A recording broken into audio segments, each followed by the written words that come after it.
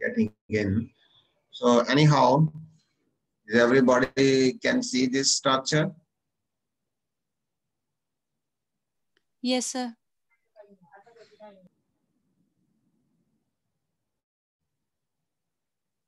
All right, so I'm just going to present here this structure. Look at this structure. This is a very important structure. Look at how many carbon does it have. This is very critical structure. If I focus here, just look at here. This is a 7-membered ring forming. This is a 6-membered ring forming. This is again a 6-membered ring. This is very similar to a 6-membered ring. Look at here. This is a lactone ring again. But in alpha santonin, you are having a 5-membered lactone ring. Here, there is a 6-membered lactone ring. And if you look at here, what is important, this oxygen definitely coming from OH. This is originating from carboxylic acid. And this carboxylic acid is coming from methyl group. You have seen biosynthetically right now. Methyl, CH, methyl. This is called isopropyl group. This is the same isopropyl group present in the farnesyl pyrophosphate terminal, the starting one. So this is that isopropyl group present here. So this is same. You see, this is 6-membered ring, but isopropyl was attached in alpha santonin at this position. Here it is attached at this position. Similarly, what is the other difference? You have a methyl. This is biosynthetically methyl present at this position. And a 7-membered ring is present here. This is interesting to see. This is interesting to see. This carbon is undergoing a OH formation at these two places. And look at what is the unique feature in this molecule. This is called artemisinin. Artemisinin. So artemisinin. So this artemisinin is basically this artemisinin, this structure is very beautiful. Look at this oxygen bonded. This is the peroxide. Where this peroxide is coming from, a molecular oxygen in the air is basically involved in this reaction. This is very rare that the oxygen in the air is reacting. But look at here, there is no other source possible where this oxygen is in fact coming from. This is a peroxide, very, very rare to be present. Very rare. All right. So where is this coming from? This is making this structure very unique. And this compound has been isolated from a Chinese plant, which is called Artemisia annua.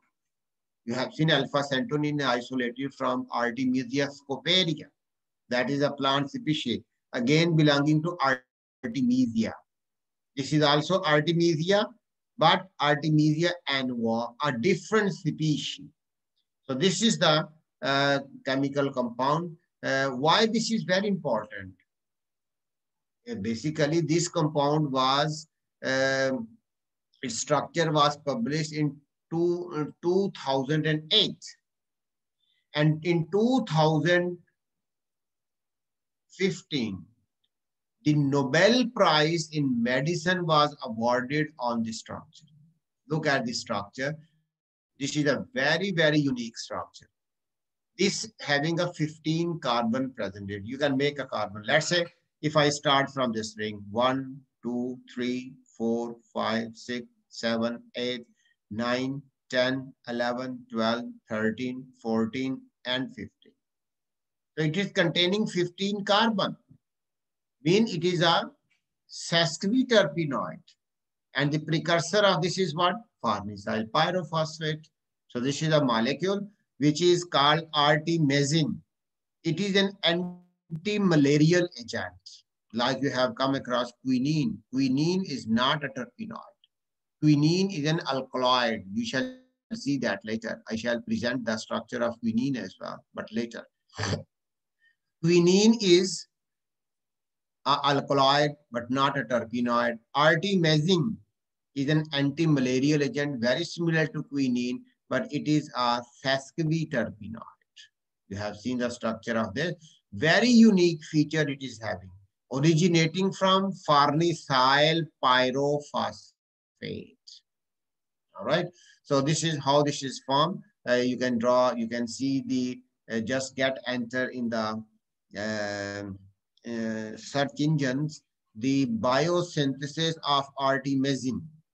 You shall find a large number of links to this where you can find the how it is being biosynthesized.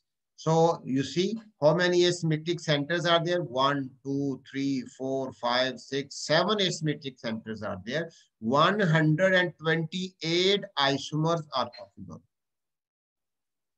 But nature is producing only one. If we are going to synthesize this, our synthesis shall produce all 128 isomers. This is the drawback. Active component shall be in very minute percentage. Let's say if we synthesize this molecule in our laboratory, then it shall contain 128 isomer. This isomer is only anti-malarial.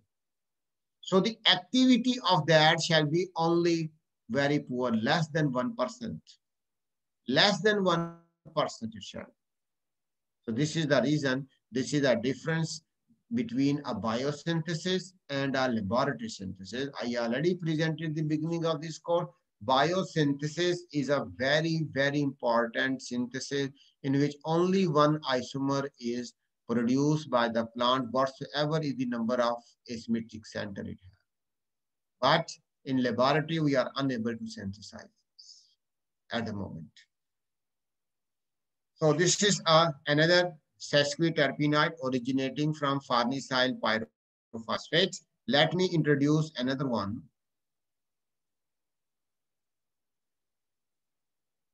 I am going to introduce you a few more that you are already familiar with, in fact. You would be familiar with cedar wood. Cedar wood oil, normally used in aromatherapy. What is cedar wood? Cedar is the name of a plant, cedar, which is in Urdu, this is commonly called devdar. The furniture, the wood of this plant is used in making furniture. And this furniture basically made when the wood of this is fired, it produces a resin. That resin produces a very fragmented component. Devdar, this is commonly called. So let me show you the structure of this molecule, how this molecule looks like. Let's see. Yes.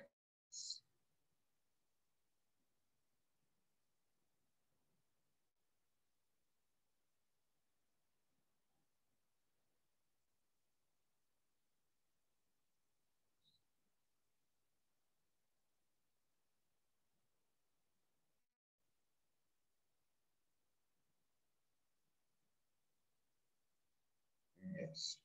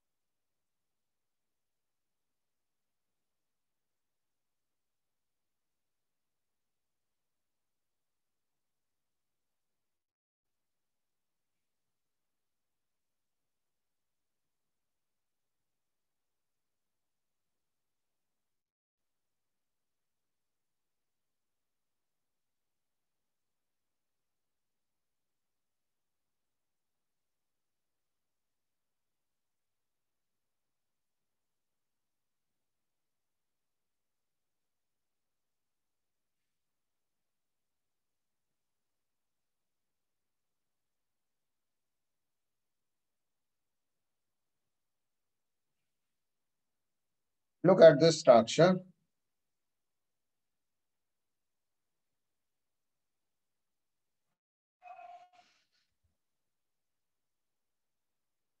I'm going to present two different structures here, in fact.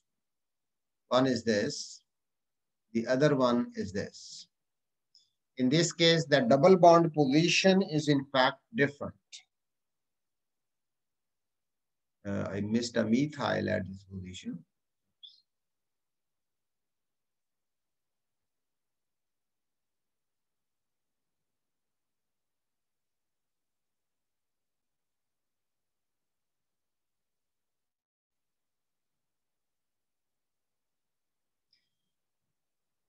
So these are the two different isomers. In fact, you can see here double bond is different and here double bond is different. So this is called alpha sidrine.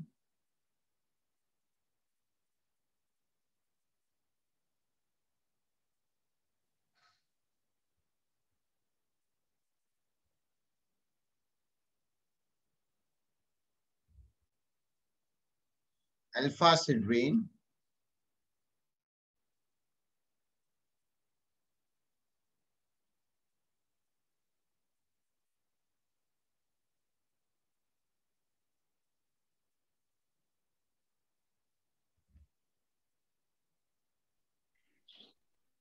And this is called beta sidrine.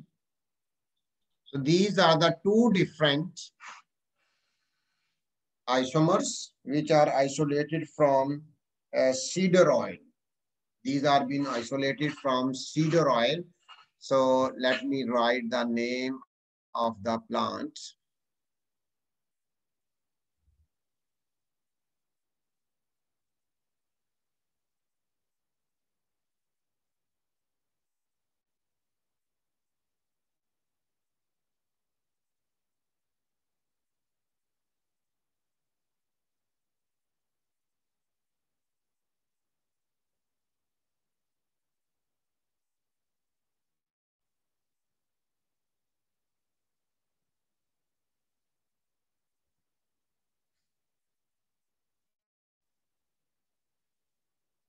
So this is the name of the plant in which these has been isolated. So I have just presented the name of the plant, which is called Juniperus cedrus. So this is basically called alpha sidrine and this is beta sidrine. This plant is commonly called, let me, if I write the common name of this plant. This plant is, common name of this is, common name of this is cedar. Cedar. Cedar is the common name of this. Cedar is the common name. And botanical name is Juniperus cedrus. So what we call cedar oil, this is also been available in the form of aromatherapy. So in European countries, the oil of this, which is basically terpenoid oil, which is isolated from this wood. When this wood is made a cut, it produces an white fluid. This white fluid is once been left over, so it produces a brownish mass. From this brownish mass, it is when squeezed, it produces an oil. That oil contains basically alpha sidrine and beta sidrine. Some of the species produces only alpha sidrine, some produces beta sidrine, some contain a mixture of these two. The structural changes you can see, observe here. So you can see there are so many asymmetric center, 1, 2, 3, 4 asymmetric centers are there. How many isomers are possible? 16 isomers are possible, right? So here all asymmetric centers are same, no change in their configuration, but there is only a change in double bond position. Here double bond is endocyclic, here it is exocyclic. This is the only difference in alpha and beta. So this is again a sesquiterpenide. You can see 5-membered ring, 5-membered ring. So 5, 6, 7, 8 carbons in the ring, 8, 9, 10, 11. 11 carbons in the ring, 12, 13, 14, 15, and sorry, this is hydrogen. I guess this. This is in fact hydrogen. So total number of carbon are again 15 here. So this is a alpha and beta seed rain. Let me, if I introduce another one, which is isolated from another timber wood, commonly called longifoline. Longifoline have a very different structure from this. So what is the longifoline? Longifoline is derived from longifolia. Pinus longifolia. Pinus, you are familiar with. This is a plant which not only cedar and pinus, both of these grows in the hilly areas where the temperature is low. So pinus, you are already familiar with. Everybody, I hope, have seen this plant in Aptabad, in Murray, and in Ayubia, and at high altitudes like Naran, Kagan, and so many other places in KPK and Gilgit-Baltistan. This is very common plant, pinus. So pinus produces another. Let me, if I draw.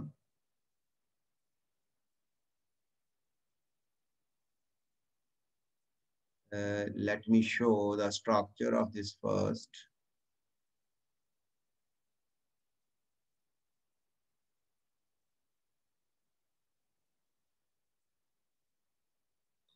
Right.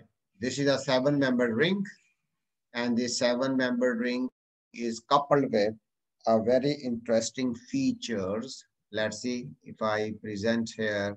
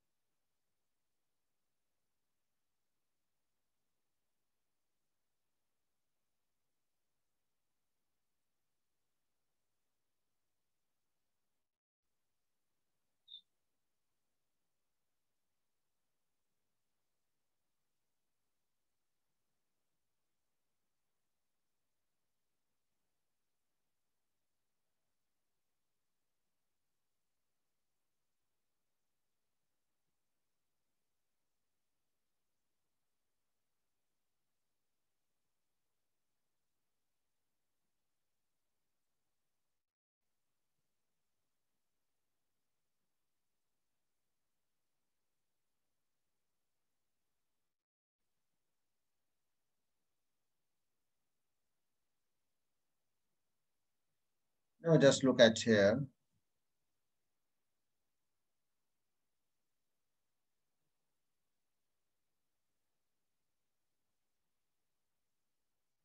Right. This is also containing 15 carbons. Let's see if I draw the structure of this. This is the structure.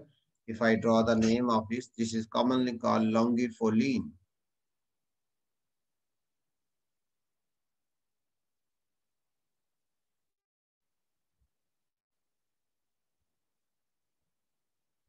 Longifoline.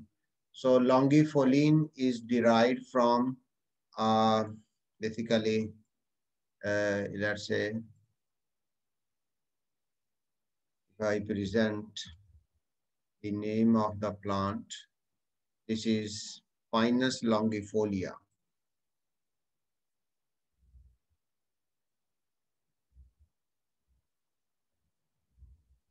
Pinus longifolia, which is commonly called pine. Pine. This is a common name which is given to this. So this is a few I have presented here. So cedar wood, it is also a timber plant isolated from a high altitude. So you can see this is longifoline having a 7-membered ring, 5-membered, 5-membered. Here you can have 5-membered, 5-membered, 5-membered. These are the some sesquiterpenoid which have a complex structure, many asymmetric centers. You can see here, 1, 2. Basically, we are having a hydrogen present at this position, which is, if I present that this hydrogen is behind the plane. So you can see 1, 2, 3, 4 asymmetric centers are there. Again, 16 isomers are possible. 4 asymmetric centers are here.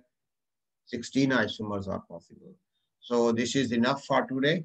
So in next lecture, I shall focus on the biosynthesis of this longifolene, inshallah.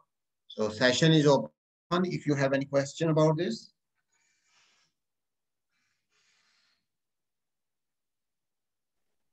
No, sir. Okay, have a good day. Thank you, sir.